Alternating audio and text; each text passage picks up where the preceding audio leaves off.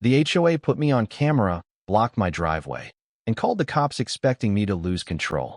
Then the sheriff saw my face and recognized me from the SEAL teams. Welcome back, everyone. Before today's story begins, I want to thank each and every one of you for being here. If this is your first time on the channel, don't forget to subscribe and hit the notification bell so you'll always know when a new story is released. Your support means more than you know. Every like, comment, and subscription helps this channel grow and allows us to keep sharing incredible stories with viewers around the world. And before we begin, tell me this, where are you watching from today? Drop your location in the comments. I always enjoy seeing how far these stories travel. Now, grab a comfortable seat, relax, and let's dive into today's unforgettable story. Go ahead, Becky Whitmore said. Touch the barrier. The red light on the security guard's body camera blinked steadily at me. Once, twice. Waiting. A yellow temporary barrier stretched across my driveway, its steel feet planted on the asphalt between my pickup and Millstone Lane. Behind it stood Becky in a navy blazer, one hand gripping a leather folder, the other pointing toward me like she was directing a scene she'd rehearsed. I smelled gasoline from the outboard motor cooling inside my workshop. Rainwater ticked from the gutters.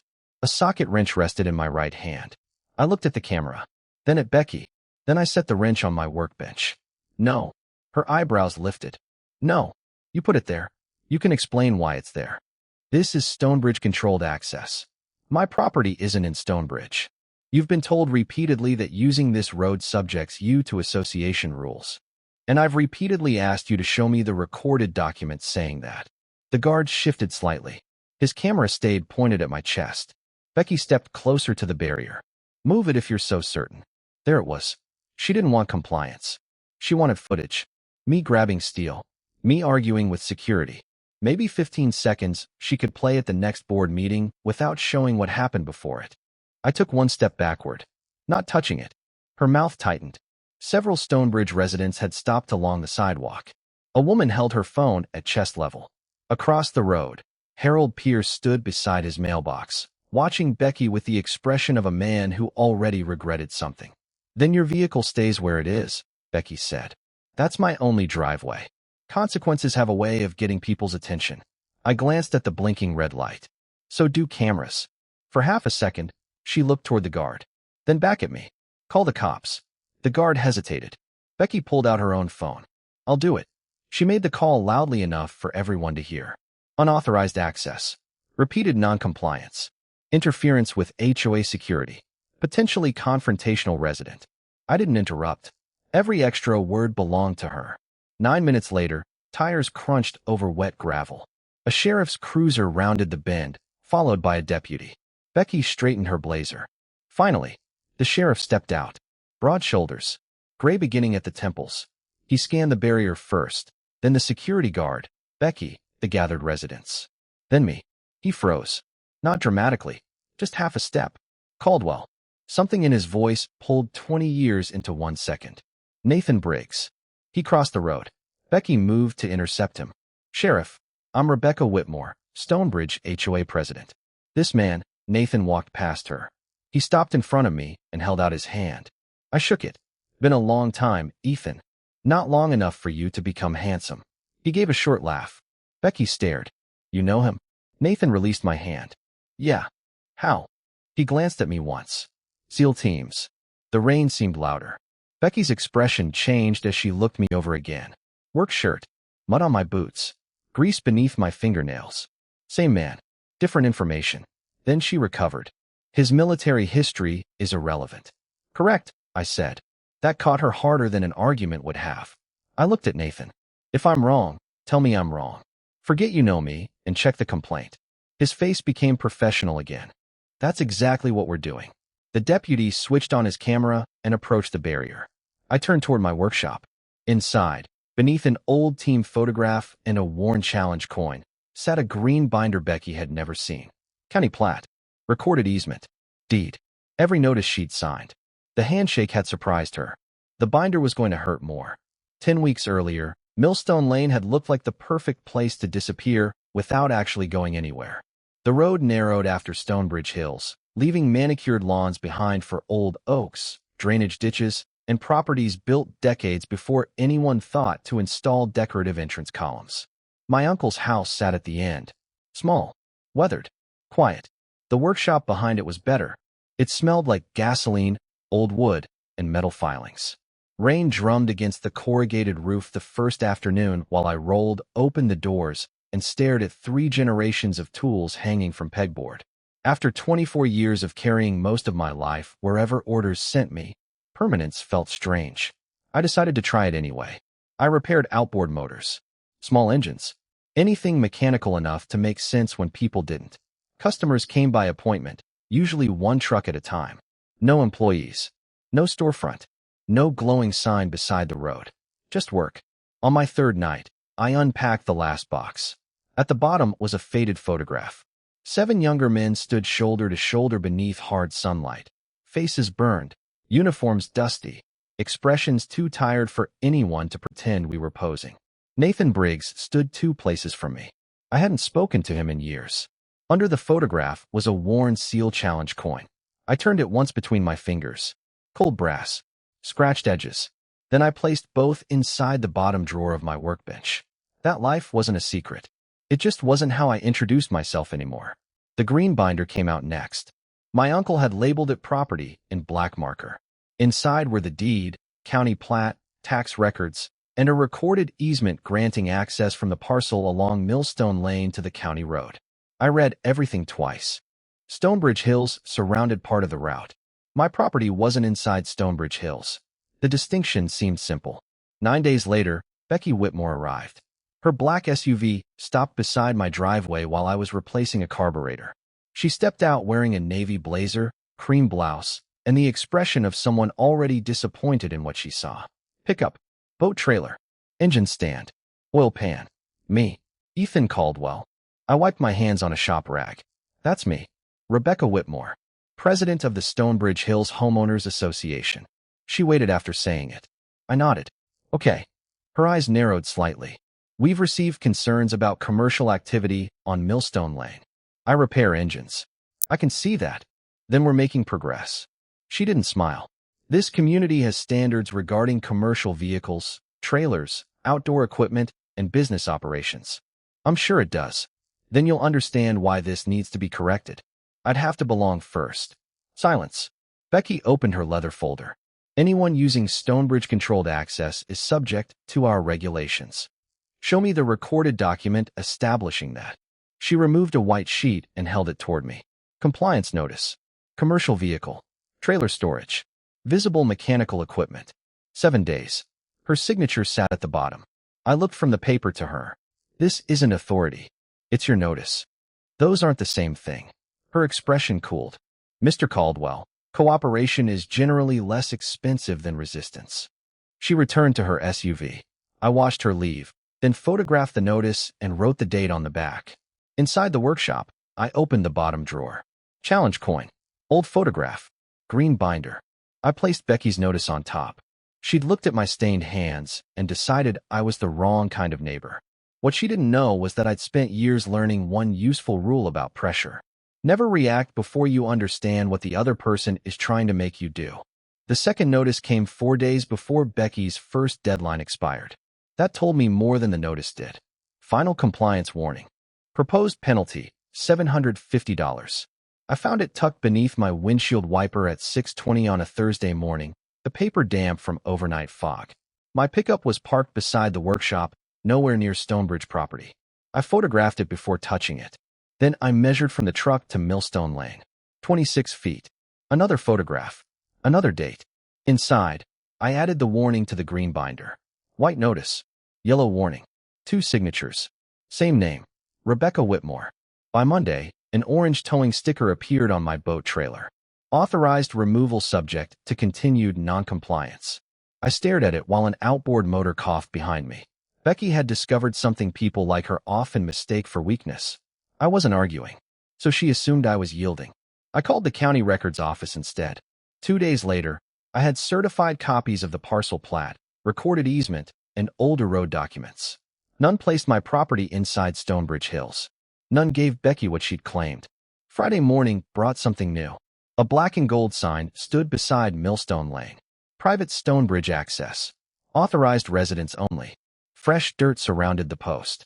I walked around it slowly. On the back was a work authorization. Becky's signature. I photographed both sides. A security SUV appeared that afternoon. Then again Saturday. Slow passes. Driver watching the workshop. Sunday evening, it stopped.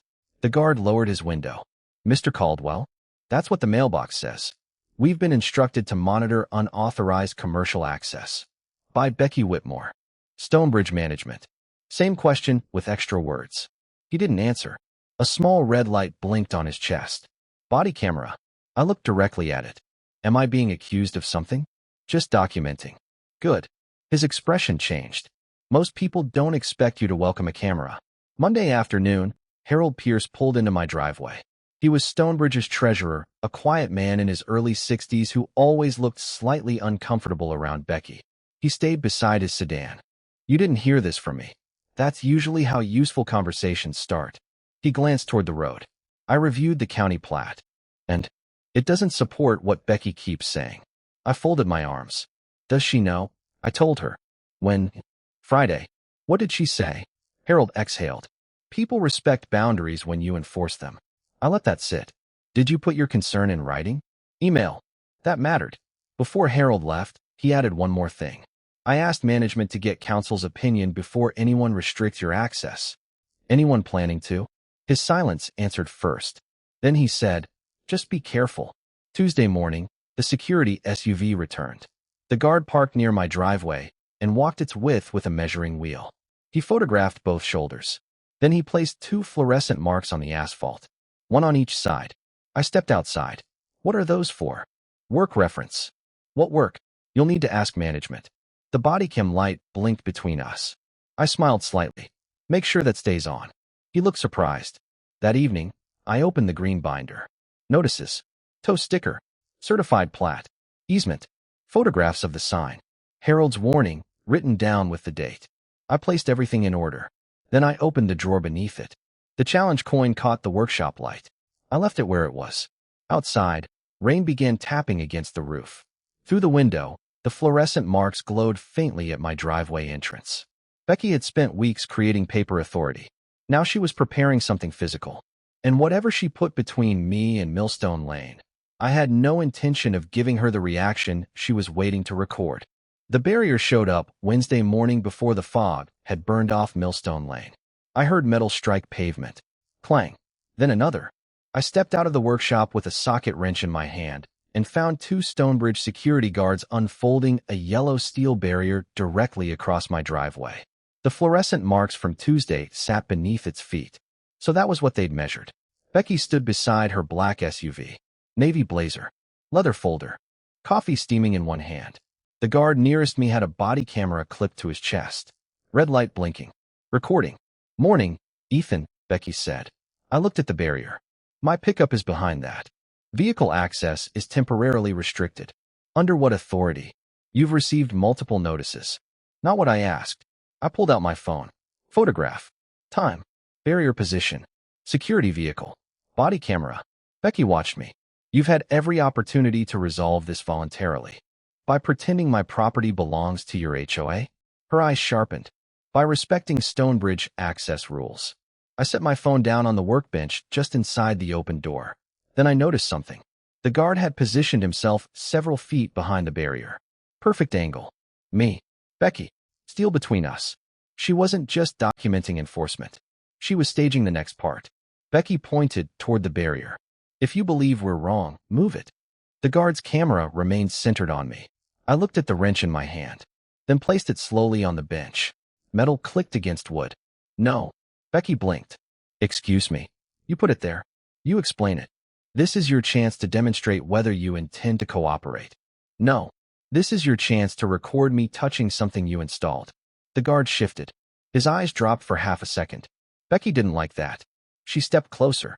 Are you threatening my security staff? I haven't even crossed my driveway. Your behavior has been increasingly confrontational. I almost laughed. Instead, I took one step backward. The camera captured that too. A sedan slowed on Millstone Lane. Then another. Harold Pierce appeared from the Stonebridge side and stopped when he saw the barrier. His face changed immediately. Becky. She didn't turn. Not now, Harold. Did council approve this? That got my attention. Becky finally faced him. Management authorized enforcement. That's not what I asked. Silence. Harold walked closer. I requested legal review because the county plat doesn't support our access claim. We've discussed this. And I said nothing physical should happen until council responded. Becky lowered her voice. This isn't a board meeting. No, Harold said. It's Ethan's driveway. The guard glanced between them. His body cam kept recording. I looked at Harold. Has council responded? He hesitated. I don't know. Becky answered too quickly. There's no final determination. That wording stayed with me. Not no response. No final determination. I filed it away. Becky turned back toward me. Move the barrier and security will document the interference. There it was. Clearer this time. I folded my arms. Not touching it. Then your vehicle stays trapped. For how long? Until you comply. The fog was lifting now. Residents had begun gathering near the road. Becky saw them. Her posture changed. Shoulders back. Voice louder. Mr. Caldwell has repeatedly refused Stonebridge regulations. I didn't respond. She wanted the scene. I wanted the record. Finally, she snapped toward the guard. Call the cops. He hesitated. Becky pulled out her phone herself. Fine. As she dialed, Harold stared at her. You're making a mistake. She raised the phone to her ear. No. I'm ending this. I walked back into the workshop and opened the green binder. Deed. Plat. Easement. Notices. Photographs. Everything waited in order. Beneath it, inside the drawer, the old challenge coin remained untouched. Outside, Becky began telling the dispatcher about an uncooperative property owner. I listened without interrupting. She thought the sheriff was coming to make me move. What she didn't know was that somebody had already told her not to move against me. The sheriff arrived 9 minutes after Becky made the call. By then, she'd gathered exactly the audience she'd wanted. 2 security guards stood behind the yellow barrier. Harold remained near his sedan. 5 Stonebridge residents watched from the roadside while Becky waited beside her SUV, leather folder open against her arm. I stayed at the workshop entrance. Gasoline in the air. Rain dripping from the gutter. My wrench still resting where I'd put it. A county cruiser rolled around the bend. Deputy vehicle behind it. Sheriff Nathan Briggs stepped out first. He surveyed everything before saying a word. Barrier. Body camera. Security guards. My trapped pickup. Becky. Then me. He stopped. Caldwell. I recognized him immediately. Briggs. Nathan crossed the wet asphalt. Becky intercepted him. Sheriff. Rebecca Whitmore, Stonebridge HOA president. I'm the complainant. Nathan nodded but kept walking. He reached me and extended his hand. I shook it. Been a while, Ethan. Apparently not long enough. He smiled briefly. Becky stared between us. You know Mr. Caldwell? Nathan released my hand. Yes. How? He glanced at me. SEAL teams. The roadside went quiet. One security guard looked at me differently. Becky recovered first. His military history has no relevance to this dispute. Correct, I said. She clearly hadn't expected agreement. I looked at Nathan. If I'm wrong, tell me I'm wrong. Forget you know me and check the complaint. His expression changed. Friend gone. Sheriff back. Fair enough. Deputy Lucas Grant began photographing the barrier while Nathan asked Becky what she believed I'd done. Repeated unauthorized use of Stonebridge-controlled access, she said.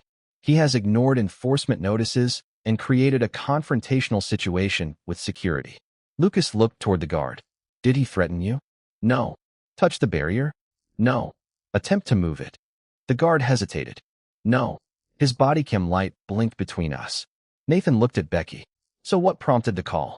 He refuses to comply. With HOA rules. With access restrictions. I walked inside and returned carrying the green binder. Lucas spread the documents across his cruiser hood. Certified county plat. Deed. Recorded easement. Notices. Photographs. He traced the subdivision boundary with one finger. Stonebridge ends here. Becky stepped closer. We know his parcel isn't physically inside the subdivision. Nathan looked at her. Then what establishes your authority over his access? Stonebridge maintains Millstone Lane. Lucas opened the easement. Maintenance doesn't necessarily establish control. He read silently. Rain dotted the plastic document sleeve. Then he tapped one paragraph. Sheriff, this appears to grant the Caldwell parcel access across this section to the county road. Becky tightened her grip on the folder. Our counsel hasn't issued a final determination. Harold looked up sharply. Nathan caught it. You have counsel reviewing this already? Harold answered before Becky could. I requested review last week. Why? Because I didn't think our documents supported blocking Ethan's access. Lucas wrote that down. Becky exhaled sharply. Harold is one board member. Nathan kept his voice even. I'm not deciding property rights on the roadside, Ms. Whitmore. But based on what you've provided, I don't have grounds to treat Mr. Caldwell as a trespasser. The words hung there. No arrest. No citation.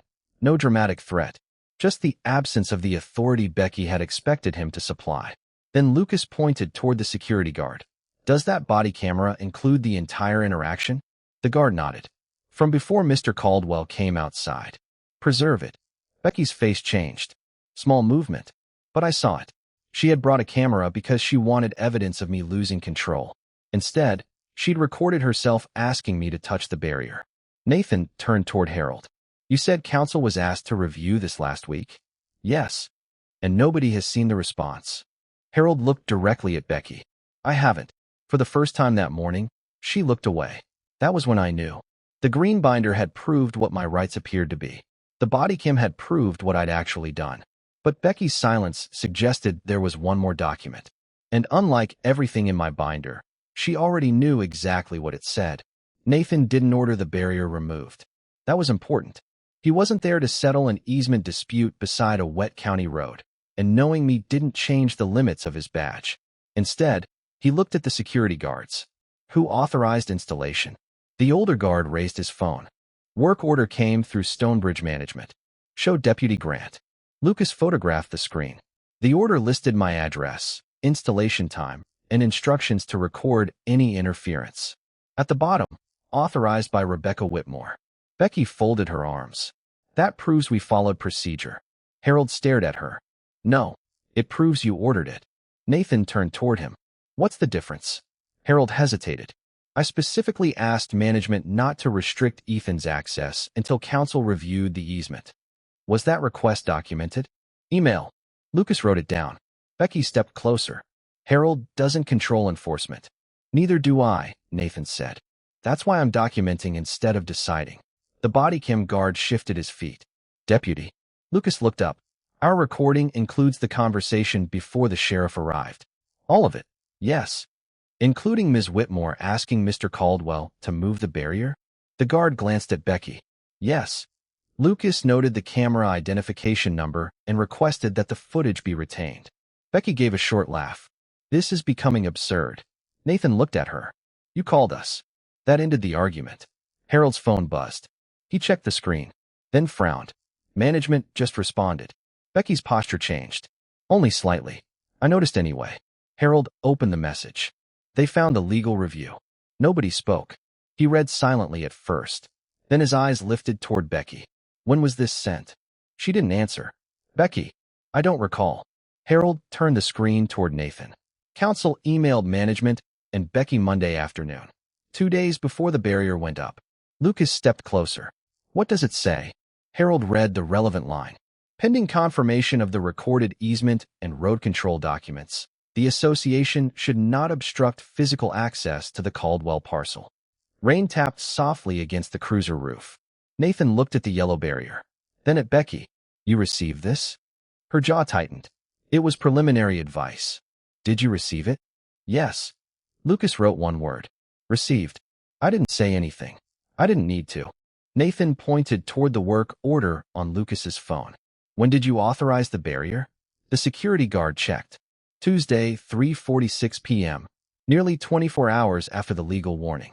Harold rubbed both hands over his face. You signed this after counsel told us not to obstruct him? Becky raised her voice.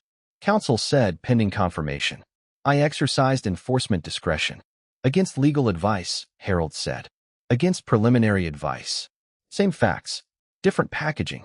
Nathan turned toward the contractors. I'm not issuing an order about ownership or easement rights.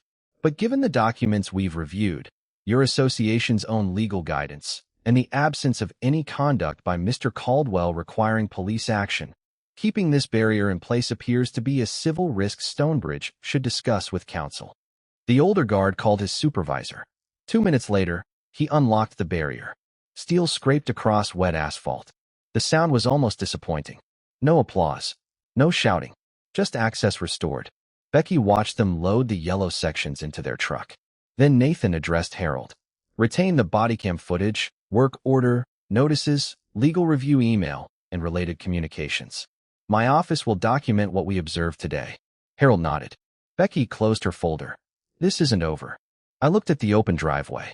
No, probably not. She drove away without another word.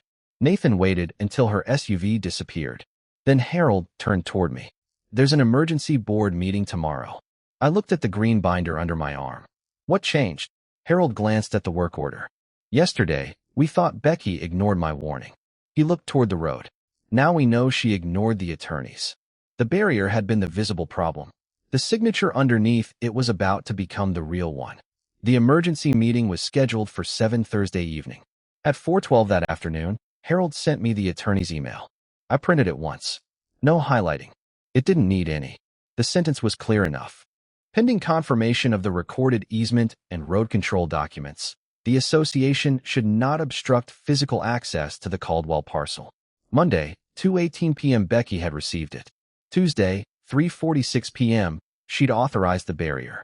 Wednesday morning, she'd stood beside that barrier and invited me to move it while a body camera recorded. Then she'd called the sheriff. I laid the documents across my workbench in chronological order. County plat. Recorded easement. First compliance notice. Final warning. Tow sticker.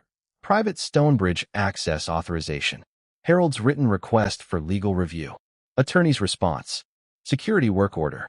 Photographs of the barrier. Nathan's incident number. The timeline didn't need anger. Dates were doing enough. My phone buzzed. Lucas Grant. We received the security footage. Anything interesting? A pause. Depends what you consider interesting. I waited. The camera starts 11 minutes before you came outside. Whitmore discusses keeping the angle on the driveway.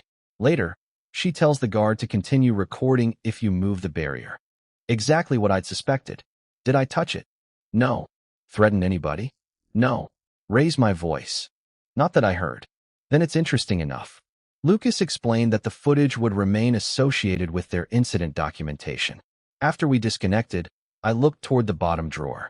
The challenge coin sat beside the faded team photograph. For half a second, I considered taking it. Not to display, just habit. Then I closed the drawer.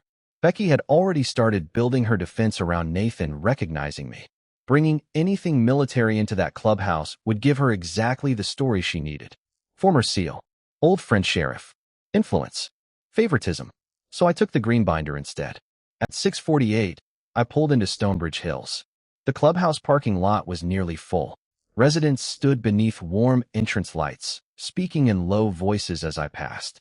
Nobody confronted me. That somehow made the tension heavier. Inside, folding chairs filled the meeting room. Becky sat at the center of the board table wearing a charcoal jacket. Her leather folder rested in front of her.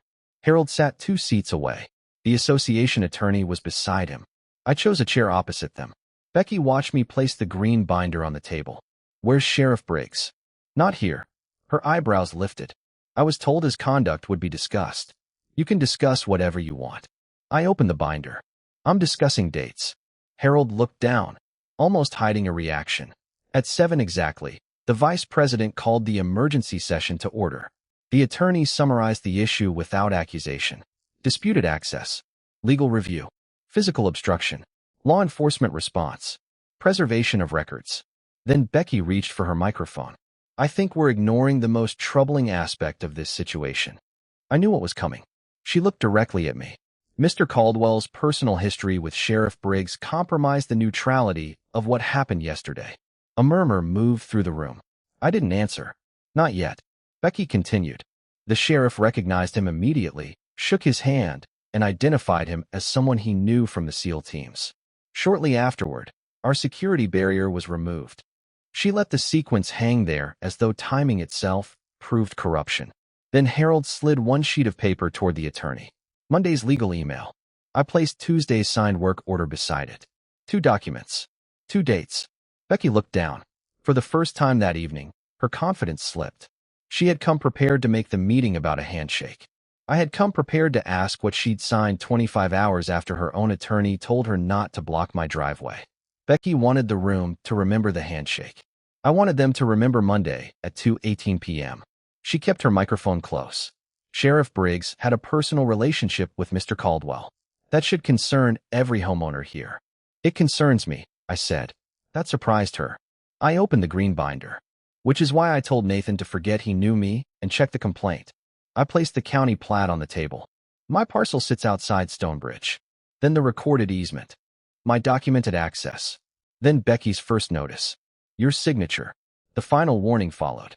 Your signature. Tow sticker. Private access authorization. Photographs of the security patrol. I didn't rush.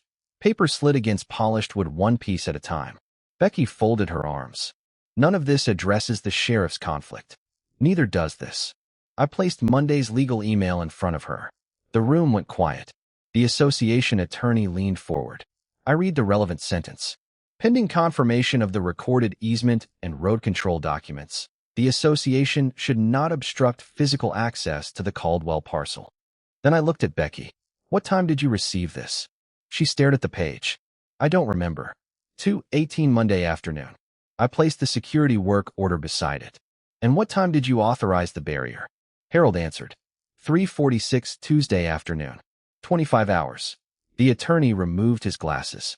Rebecca, did you understand our recommendation when you received it? It was preliminary. That wasn't my question. Her jaw tightened. Yes. One word. That was all it took. Harold slid the security footage summary forward.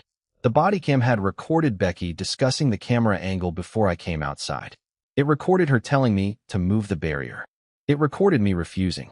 It recorded her describing me as confrontational despite my never touching the barrier or threatening anyone. Becky looked toward the residence. This is being manipulated. I shook my head. I didn't bring the camera. A few people shifted in their chairs. You did. The attorney asked whether Becky had obtained any subsequent legal approval before ordering physical obstruction. She hadn't. Whether the board had voted to override council's recommendation. It hadn't. Whether management had been told council approved the barrier. Silence. Harold finally spoke. Becky. She looked down. I told security enforcement could proceed. There it was. Not the sheriff. Not the SEAL teams. Her decision.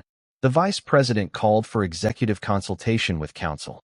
20 minutes later, the board returned. All enforcement notices against my parcel were suspended pending independent review. The private Stonebridge access sign would be removed. No physical restriction of my access could be authorized without further legal review. Then Harold made another motion. Suspend Rebecca Whitmore's authority as HOA president pending investigation of the security order and related communications. The vote passed. 4-1. Becky sat perfectly still. Nobody applauded. That made it feel more final. She slowly closed her leather folder. You've turned an ordinary compliance matter into a public spectacle, she said. I looked at the documents covering the table. No. My voice stayed quiet. You put up the sign. You ordered the camera. You blocked the driveway. You called the sheriff. I closed the green binder. I just kept the dates. Outside, the night air smelled like wet pavement and cut grass. I walked toward my pickup without anyone stopping me. Back home, I opened the workshop drawer. The challenge coin was still beside the faded photograph. I touched neither. For weeks, Becky had treated my past like the hidden weapon in the story. She still didn't understand. The SEAL teams explained why Nathan recognized my face. They had nothing to do with why she lost her chair. That came down to 25 hours, one signature, and a camera she'd pointed at the wrong man. 3 weeks later, the private Stonebridge access sign was gone. All that remained beside Millstone Lane was a dark rectangle of disturbed soil where the post had been. I noticed it every morning. Then I stopped noticing. That was the best part. Stonebridge formally withdrew every compliance notice issued against my property. The board's independent review confirmed that Becky had authorized the barrier after receiving council's written recommendation not to obstruct my access, while the easement question remained unresolved. She resigned before the review reached its final meeting. No dramatic farewell. No police escort. No public confession.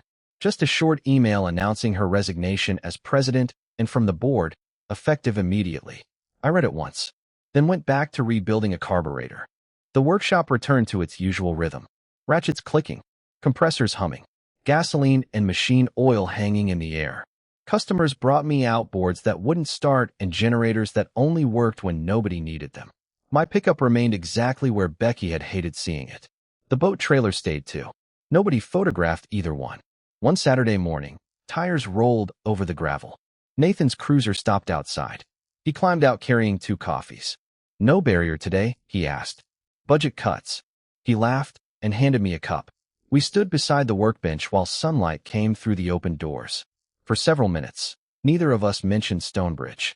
Then Nathan nodded toward the bottom drawer. "You still have that old coin?" I opened it. The faded team photograph lay beneath a shop manual. Beside it sat the worn challenge coin. I picked it up. Scratched brass. Cold weight. A lifetime I rarely talked about. Nathan smiled. "Still looks terrible." "So do you." "Fair." I turned the coin once between my fingers.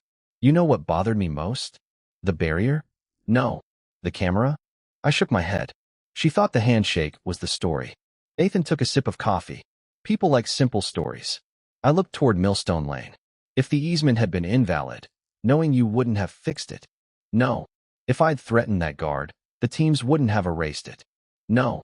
"And if Becky hadn't signed that order after council warned her, then the board would have had a different decision to make." "Exactly." I opened the green binder to return a county letter I'd received that week. The coin was lying in the way, so I moved it 3 inches to the left. That was when I laughed.